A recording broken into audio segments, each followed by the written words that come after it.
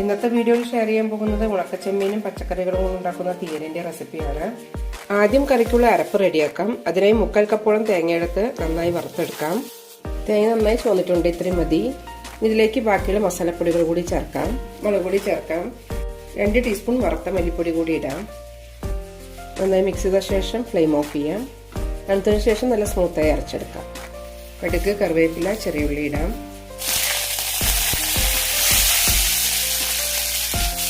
ചെറിയുള്ളി കണ്ണാടി പരുവാകുന്നവരെ വഴറ്റിയെടുക്കാം. ഉള്ളി റെഡിയായിട്ടുണ്ട്. ഇതിലേക്ക് പച്ചക്കറികൾ ഇട്ട് വേവിച്ചെടുക്കാം. എല്ലാം കനം കുറഞ്ഞ് നീളത്തിൽ അരിഞ്ഞിട്ടുണ്ട്.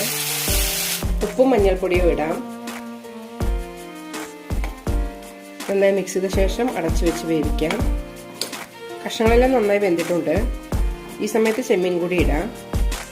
നന്നായി മിക്സ് ചെയ്ത ശേഷം 2-3 മിനിറ്റ് കൂടി തിളപ്പിക്കാം. കഷ്ണങ്ങളും മീനും ചേർന്നിട്ടുള്ള നല്ലൊരു സ്മെല്ല് വരുന്നുണ്ട്. ഇനി ഇതിലേക്ക് പുളിയും അരപ്പും ഒഴിക്കാം. നന്നായി മിക്സ് ചെയ്ത ശേഷം 3-4 മിനിറ്റ് നന്നായി തിളപ്പിക്കാം. തിളച്ചിട്ടുണ്ട്, ഇത്രയും മതി. വളരെ രുചികരമായ ചെമ്മീൻ തീയൽ റെഡി ആയിട്ടുണ്ട്. നല്ല എരിവും പുളിയുള്ള ഒരു കറിയാണ്. എല്ലാവരും ഒന്ന് ട്രൈ ചെയ്ത് നോക്കൂ.